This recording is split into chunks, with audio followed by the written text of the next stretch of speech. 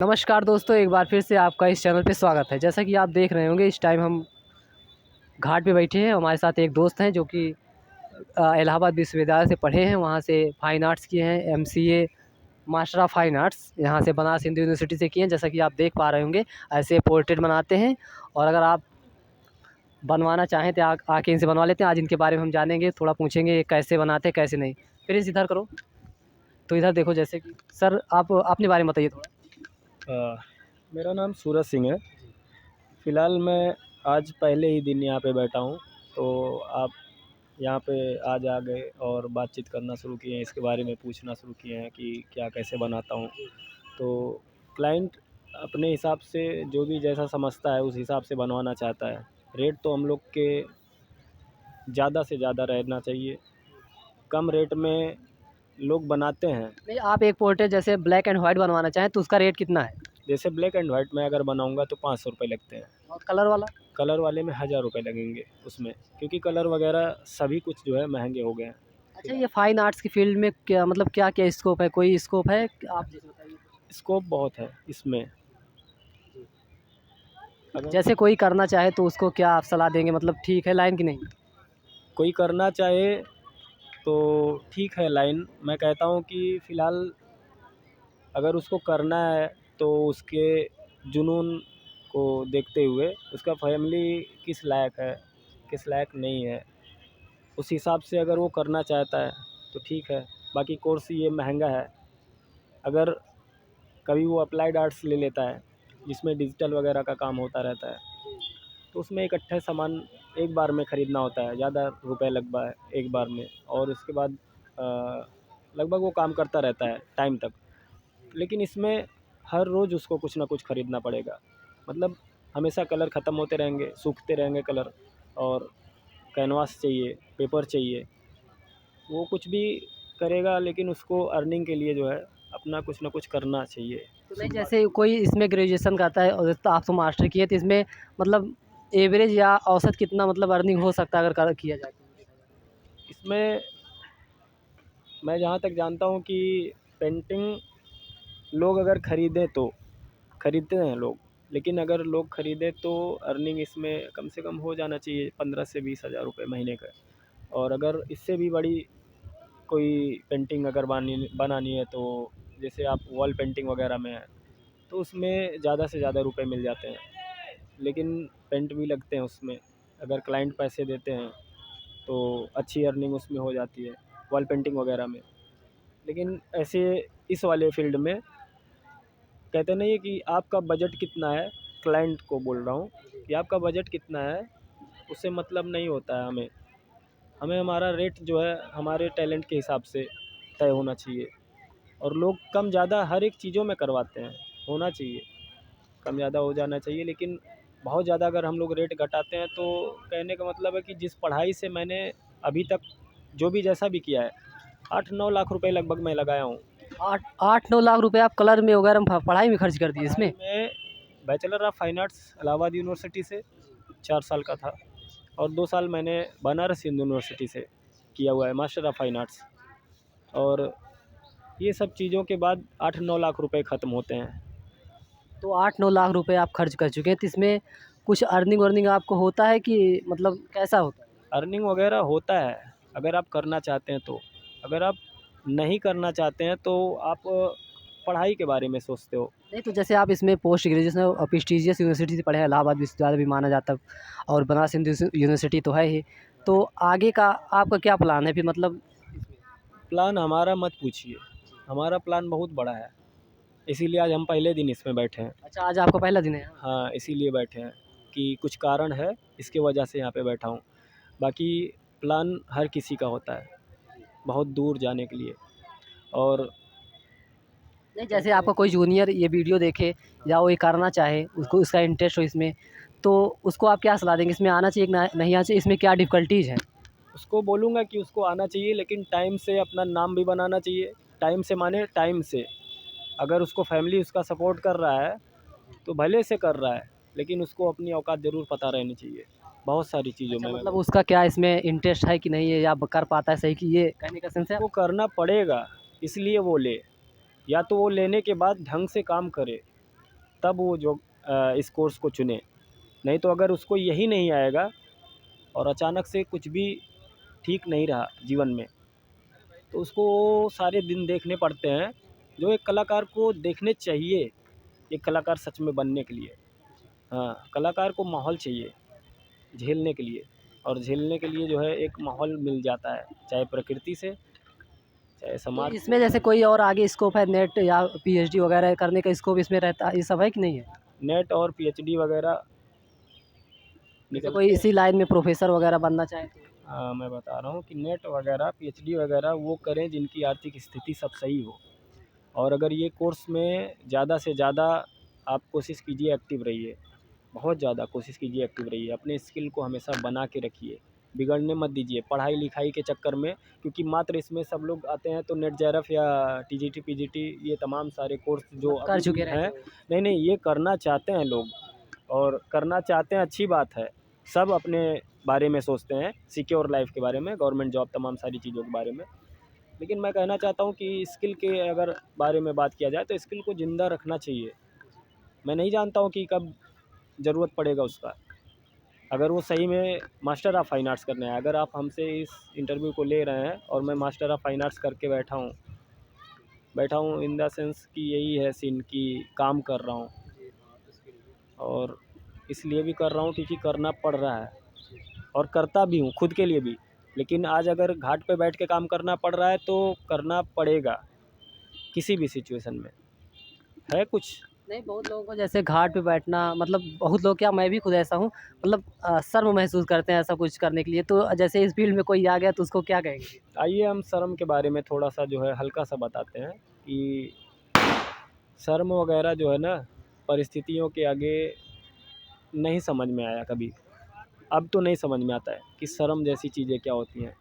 जब भूख लगती है तो शर्म वरम काम नहीं आता है। हाँ, लोग बहुत कुछ कर जाते हैं जब भूख लगती है। और कहता हूँ कि जब सिचुएशन सही नहीं होता है तो शर्म नहीं आनी चाहिए। जिसको शर्म आए उसको कुछ नहीं मिलेगा। तो आप मतलब कितने तरह की पोर्ट्रेट बना लेते हैं आप? तरह वरह के नहीं, मतलब मैं जैसे ब्लैक एंड वाइट और मतलब जैसे मैं इसमें वैराइटीज़ के बारे में नहीं बात करूँगा। मैं अपने कलर पैलेट से जो भी है होता है, मेरा कलर पैलेट जो भी जिस भी तरह का मैं कलर यूज़ करता हूँ, बस इतना ही समझता हूँ कि मैं उस कलर पैलेट के हिसाब से कुछ पोर्ट्रेट बनाना चाहता हूँ। फिर उसी में मैं कुछ एक्सपेरिमेंट करना चाहता हूँ अपने ही कलर पैलेट के थ्रू। और मेरे पोर्ट्रेट्स में आप जाके अगर देखेंगे तो मैं ऑयल कलर या एक्रेलिक या गॉस कलर में या ऐसा कोई भी माध्यम में अगर चूज़ करता हूँ तो उसमें हर एक चीज़ में मैं वैराइटीज़ रखता हूँ हमेशा से। मेरे को कुछ और करना है, कलर के साथ भी कुछ और करना है। हाँ, अगर ये इंटरव्यू सही में सीरियस है बहुत ज़्यादा तो मैं इस मुद्दे पे ज़रूर बात करूँगा कि अगर कोई जूनियर देखना चाहे या कोई भी कलाकार ऐसा कोई भी, तो मैं बोलता हूँ कि कलर एक्सपेरिमेंट ज़रूर होना चाहिए हमेशा से। कलर एक्सपेरिमेंट करते रहना चाहिए। कलर एक्सपेरिमेंट, मतलब मैं जैसे मैं समझा नहीं सर, क्या कहने का आपका सेंस? कलर एक्सपेरिमेंट का मतलब ये होता है कि आप जो कलर देख के हमेशा से जहाँ से शुरू करते हैं अंत वहाँ पे नहीं रहना चाहिए। हाँ, मैं बोलता हूँ कि कलर के साथ कुछ छेड़छाड़ करो उसी में। और कलर अगर नहीं देख पाते हो तो और कलर देखो, और जो कलर नहीं भी दिखते हैं तुमको जो दिखता है उसमें वो कलर भी ऐड करो। कलर पैलेट का मतलब मैं यही बोल रहा था कि कुछ कलर एक्सपेरिमेंट करो, कुछ काम के तरीक़ों को क्रिएटिव में कुछ काम करना चाहो, पोर्ट्रेट में ही कुछ क्रिएटिव करना चाहो उसको कर सकते हो, करो। और ऐसा कोई सा भी एक माध्यम हो, पोर्ट्रेट ही नहीं, लैंडस्केप भी बनाओ, कुछ क्रिएटिव बनाओ, स्टिल लाइफ बनाओ, कुछ क्रिएटिव बनाओ। सेल्फ पोर्ट्रेट बनाते हो खुद का, अगर कुछ बनाते हो तो उसमें और ज़्यादा क्रिएटिविटी अपना दिखाओ, क्योंकि तुम खुद के बारे में इतना ज़्यादा जानते हो कि बाकी के बारे में तुम नहीं जानते हो, फिर भी तुम दूसरों को बनाने बैठ जाते हो। तो ये जो आप जो ये पोर्ट्रेट बना रहे हैं, फिर इसको दिखाओ लाके, तो इसका जैसे बना, मतलब प्राइस वाइज क्या है इसका? जैसे इसका कोई विशेष मैं प्राइस तय नहीं किया हूँ, क्योंकि मैं अभी तक इस फील्ड में नहीं हूँ। बस मैंने नहीं, कोर्स तब भी पूरा कुछ किया। कितना जैसे मार्केट मैं में? अगर इसको अगर बेचना चाहूँगा तो मैं 2000 का बेचूँगा। 2000? हाँ, और मेरे को भूख लगेगा तो मैं 100 रुपये में इसको बेच दूँगा। अच्छा, आप मतलब ये समझ रहे डिपेंड हो ना? करता है सिचुएशन। हाँ, सिचुएशन है। हाँ, तो किसी इस को पसंद आ जाएगा तो वो 1 लाख में हाँ, भी खरीद सकता है। हाँ, ये तो है ही। तो उसको जिसको मैं आर्ट का समझ है, अगर उसको उसमें दिखेगा वो चीज़, तो भैया का वो अपने हिसाब से उसको वैल्यू दे सकता है। मैंने मैंने अभी-अभी बताया ना आपको कि प्राइस मैं नहीं तय करूँगा। नहीं तभी एक मार्केट में कुछ ना होता होगा ना कि मार्केट में कभी भी कला का कोई कीमत है ही नहीं, था भी नहीं, कभी कोई भी नहीं। कलाकार अपनी कला का कीमत कभी लगा ही नहीं सकता, ये तो लगाना पड़ता है। मैं बोला ना कि मेरे को अगर ज़रूरत पड़ेगा, भूख लगेगा तो 100 रुपए में मैं इसको बेच दूँगा, और अगर नहीं बिक पाया तो मैं 10 रुपए में भी इसको कहीं नहीं बेच सकता हूँ, कि जिसे कला का कोई परख ही ना हो, वो इसको क्यों खरीदेगा कागज़ को। उसके लिए तो कागज़ है वो। उसके लिए न्यूज़पेपर है, न्यूज़पेपर भी 4 6-7 रुपए में बिक जाता है, ये भी नहीं बिकेगा। मैं बोलता हूँ ना, नहीं बिकेगा। अगर मैं बेचना चाहूँ तो, लोग खरीदना चाहें तो इसका चाहे जो रेट लगा दें। हाँ, और मैंने बोला ना कि वो आपके बजट के ऊपर नहीं तय होता है ये मेरे कला का कीमत।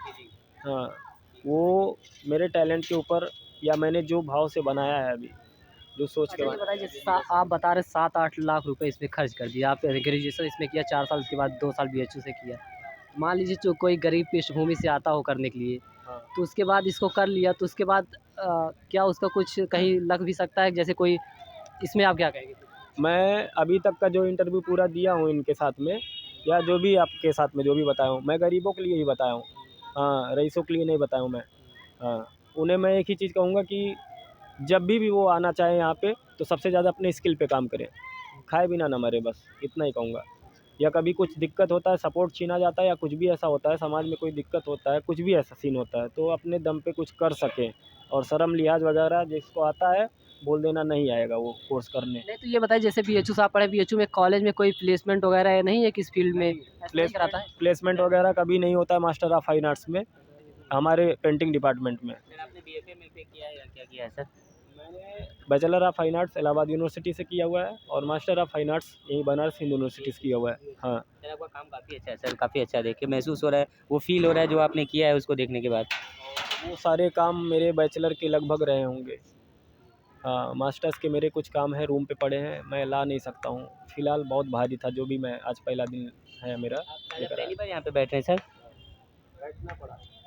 बैठना पड़ रहा है। नहीं सर, अच्छा है सर, यहाँ पे आपको थोड़ा-सा शांति मिलेगा आपको, मतलब अच्छा फ़ील होगा बैठेंगे तो सर। मैं रोज़ आता था, 2 साल में मैंने लगभग कुछ दिन मिस किया होऊँगा, बाहर-बाहर गया रहूँगा या कभी आया नहीं। फिर भी मैं 2 साल प्रॉपर आया हूँ। जब मैं शुरू-शुरू में पहली बार आया था गंगा को देखने, पहली बार मैं बनारस आया था, मज़ाक नहीं कर रहा हूँ मैं। और मैंने देखा तो मेरे को समझ में आया कि हाँ, ठीक है। मैं और कुछ नहीं समझ पाया, बस मेरे को गंगा अच्छा लगा। अच्छा बनारस, बनारस में आए, बनारस के ही हो गए। हाँ, बनारस का आया था जब मैं, तो मैं बनारस का होने के सीन में मैं बताऊँगा कि मैंने बहुत अच्छा आप बेसिकली कहाँ से? अयोध्या से, अयोध्या से? अयोध्या में कहाँ से? अयोध्या में गोसाईगंज अयोध्या से, अच्छा, अच्छा मैं भी अयोध्या में बीकापुर से हूँ। बीकापुर से फैजाबाद। तो आप ये सब भी इंटरव्यू में ठीक है डालिए, कोई दिक्कत नहीं है। लेकिन हाँ, जो आप जूनियरों के लिए या किसी भी हाँ मेरे वही, फील्ड के लिए, तो जैसे ये बताइए इलाहाबाद से आपके उसमें 4 साल का ग्रेजुएशन का था, तो उसमें 4 ईयर का फीस कितना है? फीस वगैरह?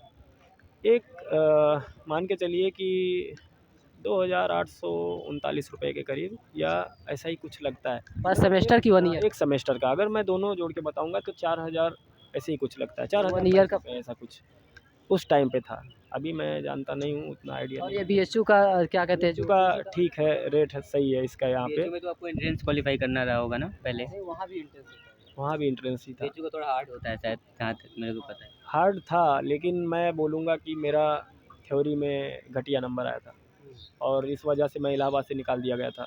और लेकिन क्योंकि इलाहाबाद का एक घटिया आदत है, घटिया आदत माने घटिया आदत इलाहाबाद का, जो कि फाइन आर्ट्स के लिए एकदम घटिया आदत है, बेकार।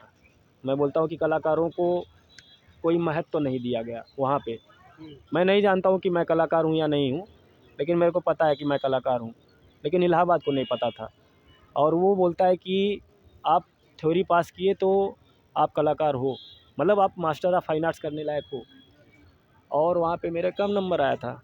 क्यों कम नंबर आया था, मैं जानता हूँ क्यों कम नंबर आया था। मतलब सेमेस्टर के एग्जाम में? नहीं, नहीं, एंट्रेंस में? एंट्रेंस में जब मैंने मास्टर्स अप्लाई किया था, वहीं से मैं 4 साल पढ़ा, और वहीं मेरा जब नहीं निकला तो मेरा थ्योरी नहीं निकला, तो मेरे को दूसरा मौका, मेरा जो ये होता है, जो मेरी कला है, जिसको लेके आज मैं यहाँ पे बैठा हूँ, इमरजेंसी में कह सकता हूँ, ऐसे परिस्थितियों में, तो यही कहूँगा कि उस टाइम पे उसने मौका नहीं दिया इलाहाबाद ने। हाँ, और बीएचयू ने मौका दिया। सर आप यहाँ पे बैठेंगे ना सर, आपको बहुत आर्टिस्ट मिलेंगे हुँ।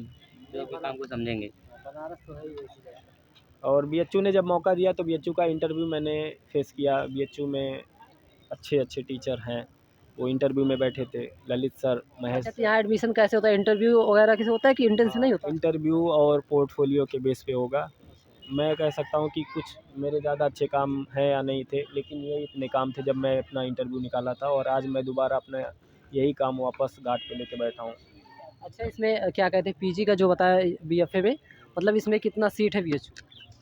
मैं मानता हूँ कि शायद होगा 30 सीट 30 सीट। पेंटिंग के लिए।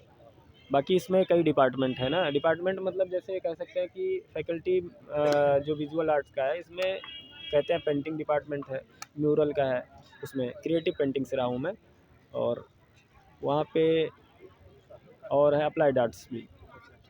सर आपका धन्यवाद, आप अपना कीमती समय देने के लिए। दोस्तों, अगर आप इन सर से पेंटिंग बनवाना चाहते हैं तो हम पेंटिंग में इनका लिंक दे देंगे, फ़ोन नंबर भी दे देंगे।